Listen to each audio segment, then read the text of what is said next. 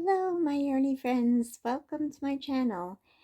I'm Cheryl. Thank you for joining me. This is just a shortish video, I think. I'm not sure. I haven't put up any videos on any of my channels the last couple of weeks. Reasons, okay. Oops, sorry, I'm moving my hand. I have reasons, but they're not very good reasons, but they're reasons. Anyways, so an update on the craft fair. I put out a video a couple weeks ago about wanting to knit and crochet for a craft fair next year. I've decided that these fingers are not well enough to be able to craft as many things as I want. And I can't really afford to do the craft fair. I don't have enough money, realistically.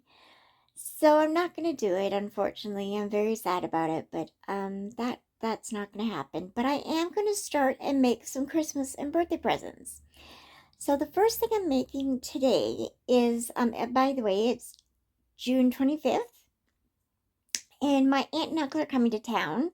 My aunt and uncle are very much like second parents to me. And they are coming to town for a doctor's appointment. And they're taking me out for dinner. So I wanted to make something specifically for my aunt because she is not, she's okay, but she's not, she has a life-threatening disease. So I want to get her something. I want to make her something. So I found this free pattern. I will link it below. I forget who it's by, who the designer is, but it's a bookmark and it's knit. And it's called the Tulip bookmark, I think. And I loved it, but I don't have fingering weight yarn and small enough needles. And so I decided to make it a worsted weight and make it kind of like something she can hang up. So I'm in the middle of a row, which, why did I do that? I don't know. But there it is so far. That's the stem and the leaves. Can you see it? Isn't that pretty? It's kind of curled up, I realize. Let's try to, I'm hoping it won't, because I don't think I'll have enough time to block it before I leave. But I'm leaving in about probably, yeah, that's the right side. Probably about 3 or 4 hours. So I have to do 62 rows, I think. And I'm on row 40 or 30. I don't remember what row I'm on, but... And then I was thinking of maybe putting single crochets around the edge and making it kind of like a lace work around the edge. I'm not sure. But isn't that pretty? That's so pretty. I did start this yesterday. I got to row like 40. And then I realized that this part right here, I was off a stitch. So the stem was like going that way. It looked really weird. So I started it again, right? I frogged it back to like row 10 or something like that. And I've just been doing that. And I'm going to give it to my aunt today. So I will show you the finished object when I'm done. Okay, I'll catch you later. Did I make the same mistake? Yes, I did. Whoops, look at that. It's way over here. Why is that there? It's supposed to be straight, I'm sure. Do I tear it back? Do I frog it a bit? I don't even know, because I don't really have the time to frog it back. It would be 1, 2, 3, 4, 5, 6, 7, 8 or 9 rows. Yeah, I'm going to frog it back. It doesn't look right to me. Yep, I'm just going to take my needle out and frog it back. Urgh, that's frustrating.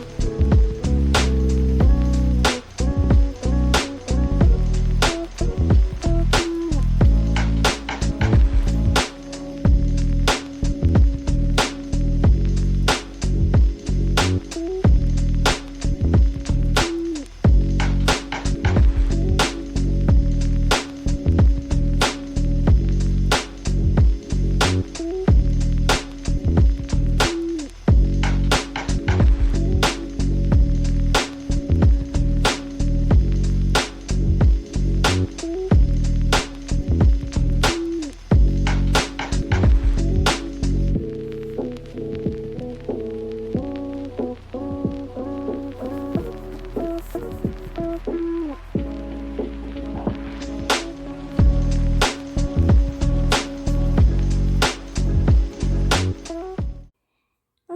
so I'm currently out in my living room. I'm on row 48, so I will definitely get this done in time.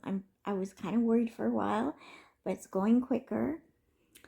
I'm on row 48 and there's like 62 or 64 rows, something like that. And this is what it looks like so far. That is much straighter, which is good.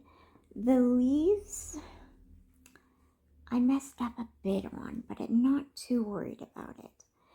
If you know me, you know, and I think I've mentioned on this channel before, when I first do a pattern, I usually mess up somewhere.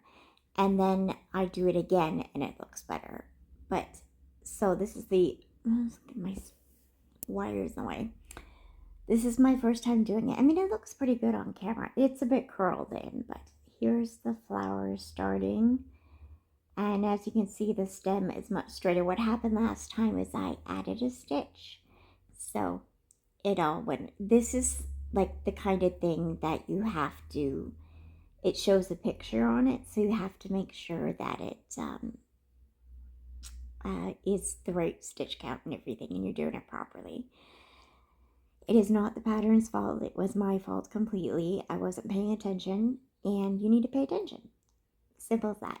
Now, this pattern does have a chart for the flower. For the whole middle part, there's only the beginning few rows and the ending few rows that are not charted. The rest is charted. So you have to know how to read charts, which I do. It does have a legend there, so it shows you what each symbol means, which I appreciate because I'm not too good at remembering what each symbol means, but it's pretty easy once you get used to it. It's now memorizable, not memorizable, memorizable, but it's easy to follow. Like, I can understand the chart a lot better now. The one thing you have to remember with charts, if you're not used to using them, is that when you're going on, the first row is always going right to left, and in the second row, so every even number row is always going right, left to right. So when you read a chart, the odd number goes this way and the even number goes this way. Just so you know. I don't know if you follow charts very often. It took me a very long time to figure out how to follow charts, but I figured it out, and I'm doing pretty good. I'm really enjoying it. This pattern's really quite easy as long as you pay attention. I wasn't paying attention last night when I had to do it over again. I wasn't paying attention, and apparently this morning I wasn't paying attention. So that's my own fault. But I'm sitting on the couch with Rosie, the dog. Here, let me show you the dog. She's just snoozing. There she is. She's snoozing on the pillow on the couch. And I need to sit out here with her. So I'm sitting here knitting. And I'm going to finish this up. Okay, bye. Okay, I'm done. I've weaved in the ends. I'm very happy with this, and I think this is a pattern that you could possibly make into a bigger picture, and I'm low-key wanting to make one now. But anyways, let's show you the finished project. There it is. Isn't that pretty? Now, I didn't block it. I just kind of stretched it on my own. I think it's good. Isn't it pretty? Yeah, I love it. Now, there are a few mistakes in this area, but I mean, it's not too noticeable, I don't think. Plus, I think I did this wrong as well. Either that or it's not stretched properly. I think I probably missed a couple stitches there. As you can see, this side is more bigger than this side. So I think I missed a row of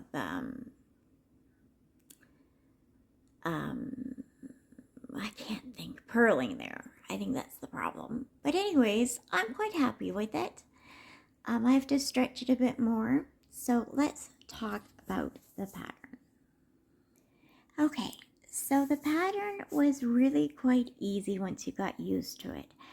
like I said, you have to make sure you have the right stitch count, you're doing things at the right place, and you have to be able to read a chart. I did have to learn how to purl through the back loop, which was quite honestly quite easy to learn. I just looked it up, and there are tutorials on YouTube as well that you can go to find that out. And then I also had to learn how to purl two together through the back loop, which was a little bit more difficult. I knew how to do it based on how to purl through the back loop. I figured out how to purl through two together through the back loop. It was a bit tight, and so it was a little bit tougher, but I did it. And then I also had to learn, there was a symbol on the chart that I've never seen before, so I had to find out what that was. Of course, there is a graph, like a legend that shows what it means, and that one was a CDD, which is a central double decrease, which I've never done before, so I had to Google that. But you know, Google's our friend, and I was able to do that. It's really quite easy once you learn how to do it. So other than that, you just need to know knitting, the knit stitch, purl stitch, knit two together, the slip slip knit or SSK, and the yarn over. I think that's it. So I'm sorry if you can hear my YouTube. I've got my headphones sitting over there, and you can hear they're cheap headphones, okay?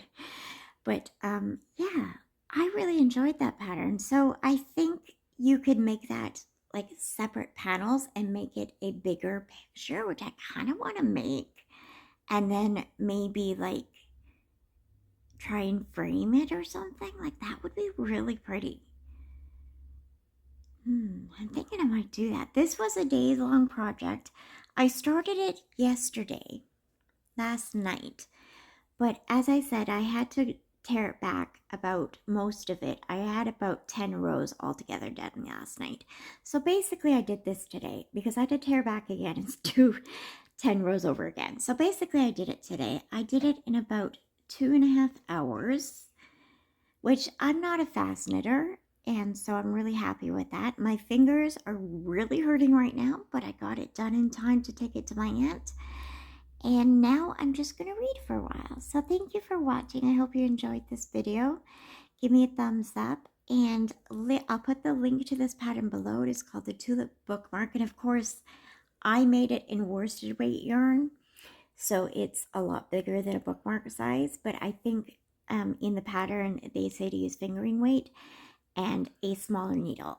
The needles I used, they're in my room right now, but the needles I used were circular. I believe they were a 4mm, maybe a 5mm.